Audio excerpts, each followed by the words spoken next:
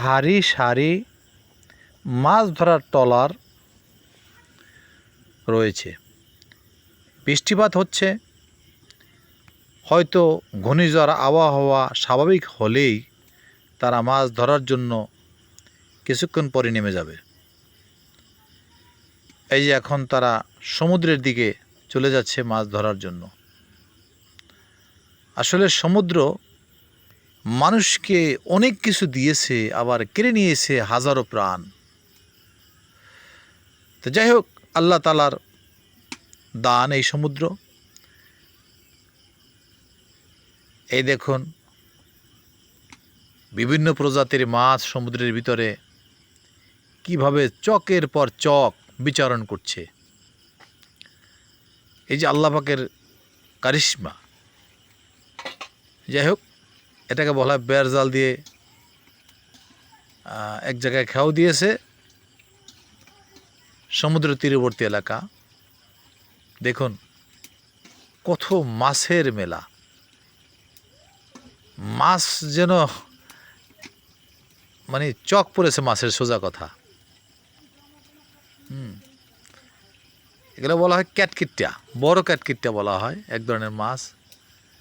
সামুদ্রিক মাছ তো চেনা মুশকিল আর কি। দেখুন মাছ কীভাবে পড়েছে কল্পনা করা যায় না। প্রচুর পরিমাণে মাছ পড়েছে। যাই হোক, আল্লাহ দিলে সাপড় ভরে দেয়, সেটাই প্রমাণ। সমুদ্রে এমন অবস্থা হয় 15 দিনও মাছ পাওয়া যায় না, মাসের পর মাস বসে থাকতে হয়, ঋণ করে মহাজনের তা খেতে হয়। অনেক সময় অনেক অপমান অপদস্থ হতে হয়। অনেক লোক মাছ না পড়লে অনেক সময় এই জেলে ব্যবসা থেকে, জেলে পেশা ছেড়ে দিয়ে পালিয়ে যেতে বাধ্য হয়, শহরের পানে বিভিন্ন কাজে ব্যস্ত হয়।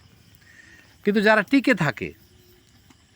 টিকে থাকলেই ধরা দেয় এই মাছের সমাহার, যা একটি খেয়াই যথেষ্ট হতে পারে আপনার জেলেদের জীবনকে ঘুরিয়ে দেওয়ার জন্য।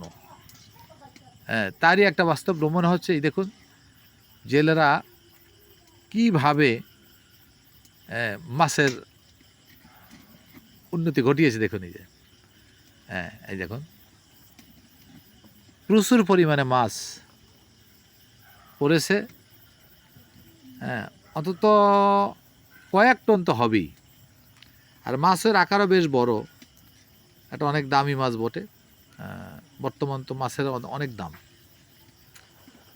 প্রচুর মাছ পড়েছে। বিভিন্ন মানুষজন মাছ দেখার জন্য তারা লাইন ধরে দাঁড়িয়ে আছে। জেলেদেরকে অনেকে সহায়তাও করে থাকেন এই মাছ ধরার জন্য। এই দেখুন মাছ মানে জাল সোজা কথা টোন ভরে গেছে মাছে। মাছগুলি লাফাচ্ছে। আসলেই মাছ যারা ধরে তাদের নেশা কাজ করে, পেশা ছাড়াও মাছের নেশা একটা বড় নেশা। এগুলো ওই সামুদ্রিক টুনা মাছ যাকে বলা হয়, টুনা মাছও না,